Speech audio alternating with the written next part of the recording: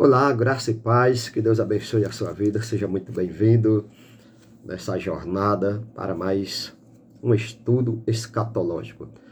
Sem mais delongas, vamos fazer aquela oração pedindo a Deus que Ele venha abrir o nosso entendimento em nome do Senhor Jesus. Oremos ao Senhor, bendito Deus e eterno Pai, nesse momento, Senhor, quero te pedir que o Senhor venha, Senhor, abrir o entendimento para que possamos entender e compreender esse estudo escatológico, Senhor. É o que eu te peço em nome do Senhor Jesus. Abençoa essa pessoa que vai, Senhor, ver essa aula, em nome de Jesus. Bom, sem mais delongas, pega aí o seu lápis, a sua caneta, o caderno e faz aquela anotação, porque a nossa matéria hoje é sobre o Amagedon, tá certo? Então até agora a gente já viu bastante coisa, mas vamos prosseguir nessa jornada escatológica.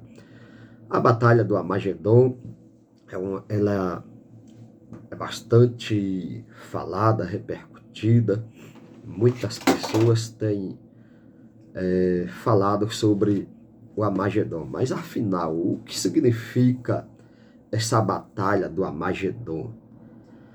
Para entendermos primeiro essa questão do Amagedon, ela significa a montanha de Meguido. Ou seja, como assim montanha de Meguido? Essa montanha de Meguido, ela está situada ao norte de Israel. Ou seja, ao norte de Israel, e este local, ele tornou-se muito famoso, tá? No campo de batalha, devido a grandes batalhas históricas ali travada ao longo da história do mundo, né, dos séculos.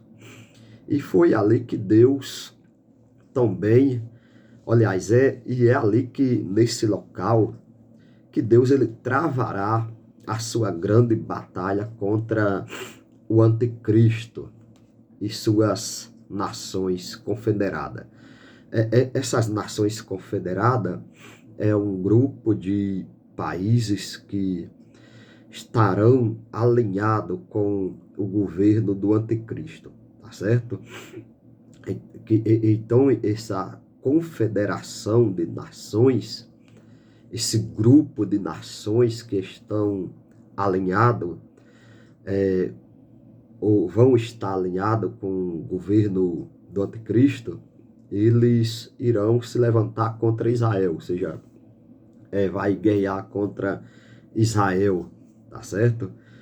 Então, é interessante a gente trazer aqui um pouco de luz sobre essa questão que é tão polêmica, porque hoje em dia muita gente fala de Amagedon, só que muitas vezes não explica o seu real significado. Então, no final dos 7 anos, certo? Da grande tribulação, ou de tribulação, o anticristo com as suas nações, com seus aliados, ele se reunirá com seus aliados e fará um levante contra Israel. Ou seja, certamente o objetivo do anticristo de fazer esse levante é colocar em prática o seu plano maléfico de destruição, de destruir o plano de Deus, tá certo? Então, veja que nós até aqui aprendemos que o anticristo, quando ele surgir, ele vai fazer uma aliança com Israel. Só que no meio dessa grande tribulação, essa aliança vai ser quebrada e ali começará-se uma grande perseguição, principalmente contra o povo judeu, tá bom? Então, esse momento do Amagedon, ele Na verdade, ele vai acontecer ali já no finalzinho da grande tribulação. E é importante o que? A gente tem visto que o governo teocrático no milênio se dará a seguir e terá como nação sede em Israel, o governo teocrático de Cristo, tá? Em Zacarias, capítulo 12, aliás, 14, e o verso 12 até o 14, também no livro de Joel, no capítulo 3, 2 e 14, fala sobre essa batalha, tá bom? O cumprimento profético aqui de Zacarias vai acontecer exatamente no Armagedon, tá? Tá, vamos fazer aqui uma consideração sobre o Armagedon. Qual que é a consideração? No Armagedon, o anticristo ele investirá todas as suas forças militar, estará concentrada contra Jerusalém. Zacarias 14, vamos ver aqui, 14:2, ó, porque eu ajuntarei todas as nações para pelejar contra Jerusalém, e a cidade será tomada, e as casas serão saqueadas, e as mulheres forçadas, e metade da cidade sairá para o cativeiro, mas o resto do povo não será expulso da cidade. Certo? Então, o anticristo ele investirá contra Jerusalém. Aí, tem uma questãozinha aqui, tá? Por que contra Jerusalém? Jerusalém é a cidade de Deus, a cidade escolhida por Deus. Jerusalém ela foi conquistada pelo rei Davi, quando esse conquistou, expulsou ali os jebuseus que habitava, e Davi fez de Jerusalém a capital do império, o centro político e religioso, tá bom? Então esse território, esse espaço geográfico ali em Jerusalém, ele tem um valor espiritual muito relevante dentro do contexto profético. Até porque há uma promessa relacionada ao Messias, a Jesus, em questão a Jerusalém. Mas cabe também aqui ressaltar que os judeus, quando o anticristo ele cercar, os judeus heroicamente resistirão, certo? Aí você fala, pastor, já tem base bíblica? Tem. Zacarias 14:14, mas também Judá pelejará em Jerusalém e ajuntarão em redor as riquezas de todas as nações, ouro, prata, vestido em grande abundância. Tá certo? Então, apesar de a grande aflição, esses judeus eles vão de maneira sobrenatural reunir força e vão resistir essa investida. Só que não para por aí. Em Isaías, no capítulo de número 63, verso 1 ao 7, tem uma passagem bíblica, depois você pode ler aí, mas fala sobre, eu vou até ver aqui para a gente dar uma lida, Isaías 63, tá bom? 63, profeta messiânico, Isaías 63, e o verso de número do 1 ao 7. Glória seja dada ao nome do Senhor. Maravilha. Então, olha o que diz a palavra de Deus. 63:7, do 1 ao 7, ó. Deus salva e vinga o seu povo. Certo? É o tema. Quem é este que vem de Edom e de Bozorá, com vestido tinto, este que é glorioso, que sua vestidura, que marcha com sua grande força, eu que falo com justiça, poderoso para salvar. Percebe que há uma promessa de Deus de salvação, tá? Para o povo judeu. Tá certo? João narra majestosamente a vinda do Messias. João ele vai dizer que viu o céu aberto e um cavalo branco. E seu cavaleiro se chama Fiel e Verdadeiro. Ele julga e batalha com justiça. Seus olhos, na visão que João viu ali, era como chama de fogo. Sua cabeça havia muitas coroas. João vai descrevendo, né? Ele tem um nome escrito que ninguém conhece a não ser ele mesmo. João vai dizer que ele estava vestido com um manto tingido de sangue. Ele se chama a Palavra de Deus, seja o Filho de Deus, o Rei dos Reis, o Senhor dos Senhores.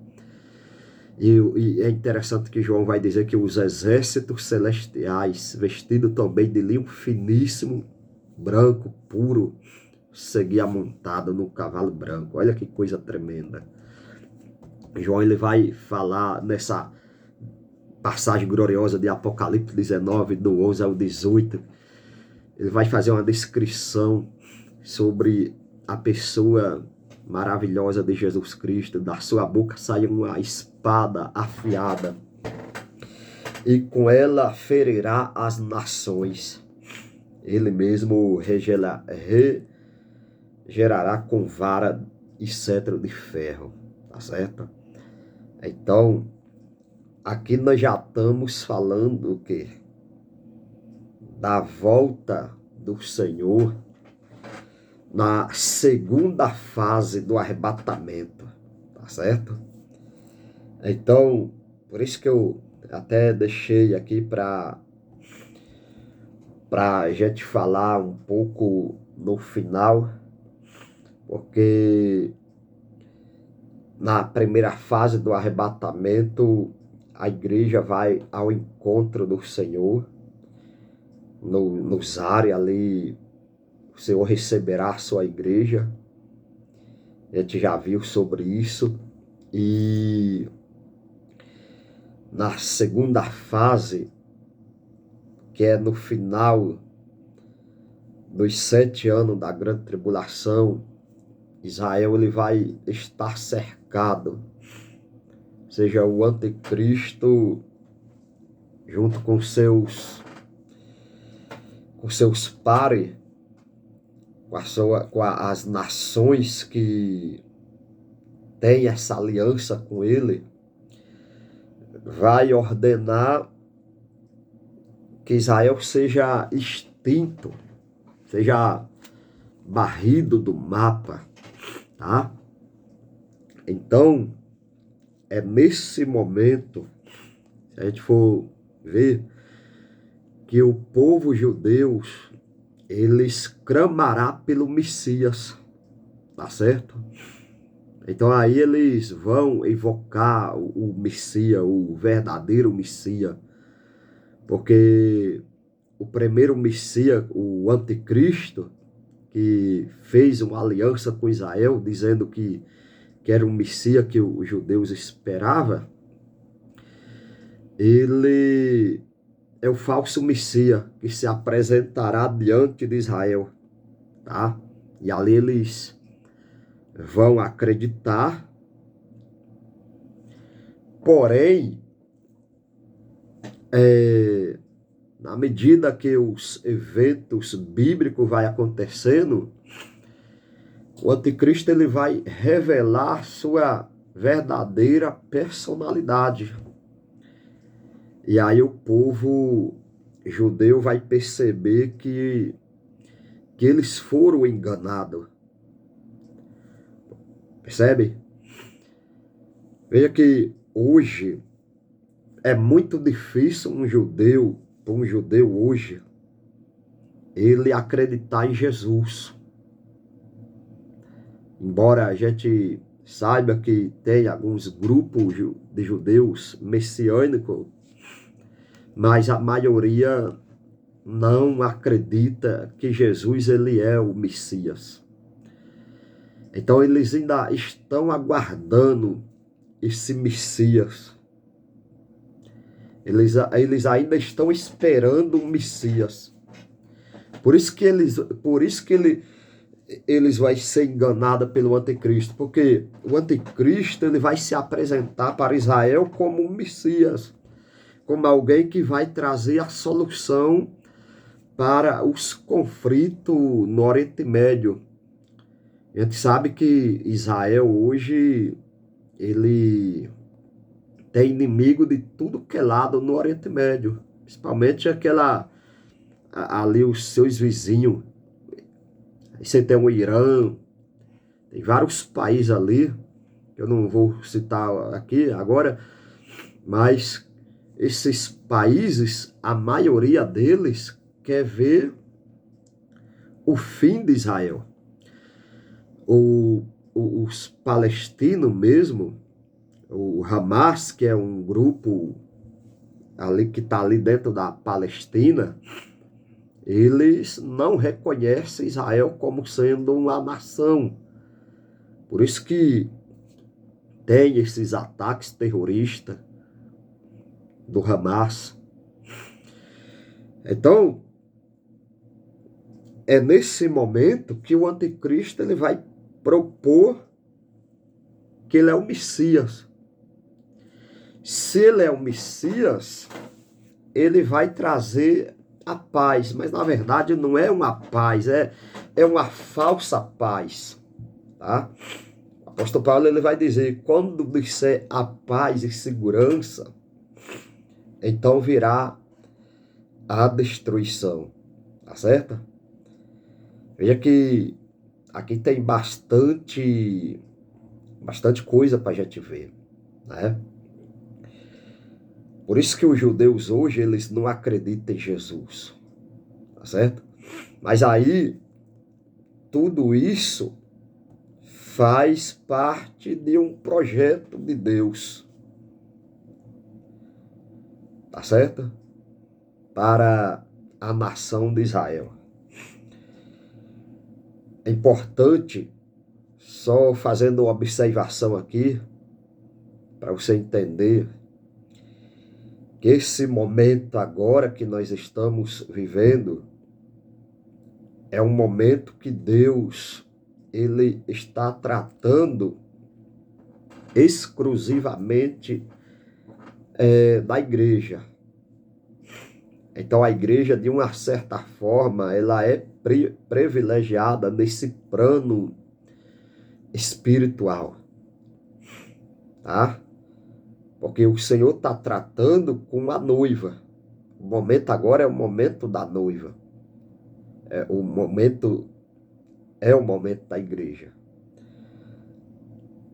Todavia, Israel, ele continua sendo o povo de Deus.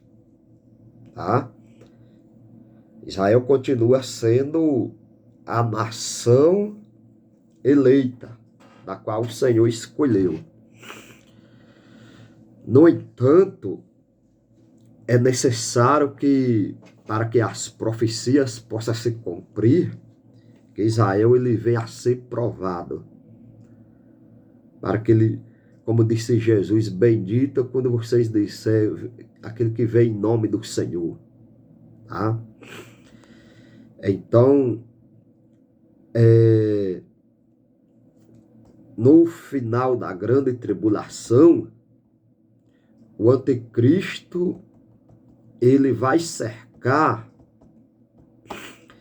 Jerusalém, ele vai cercar a nação e vai ordenar que ali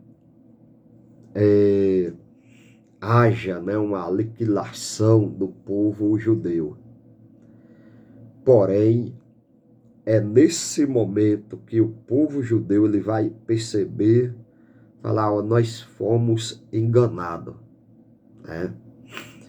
E ali eles vão clamar pelo verdadeiro Messias, o Cristo, tá? E é nessa hora que Jesus, ele desce com a igreja.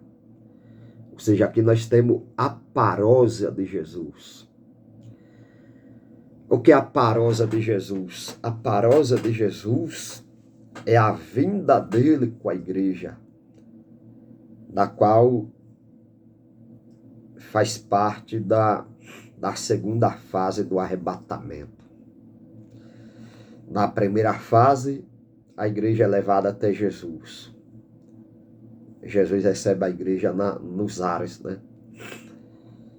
Na segunda fase, Jesus ele vem com a igreja, ou seja, ele desce em Israel, exclusivamente no Monte das Oliveiras.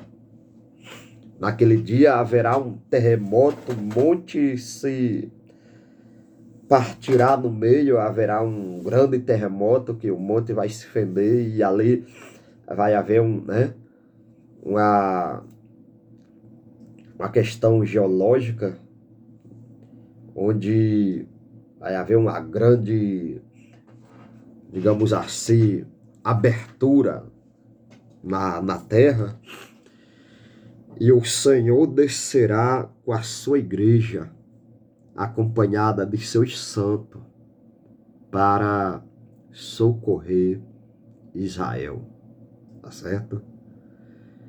E aí o que é que vai acontecer nesse momento? Israel receberá o livramento. Israel, o Senhor descerá e livrará Israel. Mas é um evento que estará reservado para a batalha do Armagedon.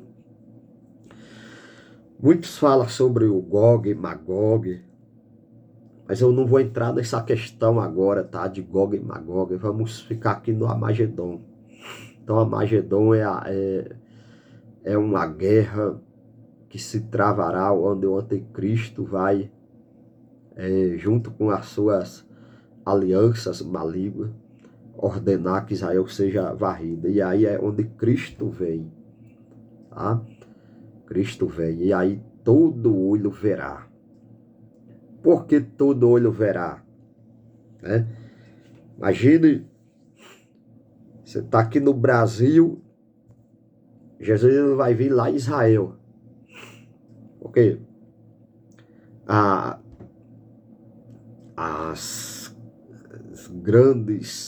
Os grandes veículos de comunicação, hoje você tem muita ferramenta tecnológica, vai estar de olho em todos os eventos, né? E ali todo olho verá a vinda de Jesus, né? Na primeira vinda, na primeira fase, ninguém vai ver, só a igreja é levada sutilmente. Na segunda fase, todo olho verá, ou seja, a vinda gloriosa, tá? Então a batalha do Armagedon, ela vai acontecer em Israel, tá certo? Estude a palavra de Deus, porque vale a pena a gente crescer na graça e no conhecimento. Por enquanto é isso. Vamos ficando por aqui, tá bom? A Batalha do Agedon. Finalizando. Vamos finalizar a aula, né? Na Batalha do Armagedon, Jesus ele vai vencer ali os adversários de Israel. Boa parte dos ímpios ali serão exterminados. O anticristo e o falso profeta serão lançados no lago de fogo, tá? Ou seja, é os primeiros a inaugurar o lago de fogo, porque até então não tinha ninguém. O lago de fogo é um local que está reservado ao diabo e a seus demônios, né? E todas aquelas pessoas que supostamente rejeitaram a Cristo, não quiseram nada com Cristo e foram parar nesse local. Então ali eles estarão presos para sempre. Porém, os primeiros 2 aí esse local é o anticristo e o falso profeta. Então, vou ficando por aqui. Na próxima aula, eu irei falar sobre o aprisionamento de Satanás. E aí a gente vai caminhando para o final, tá certo? Vamos estudar escatologia, que é uma matéria maravilhosa. Que Deus abençoe a sua vida. Fique com Jesus. E se inscreva aí no meu canal, ative o sininho, dá aquele like lá, comenta, faça o seu comentário, tira a sua dúvida, pergunte, tem dúvida, pergunte, deixa lá o seu comentário lá, tá bom? Deus abençoe, até a próxima, em nome de Jesus.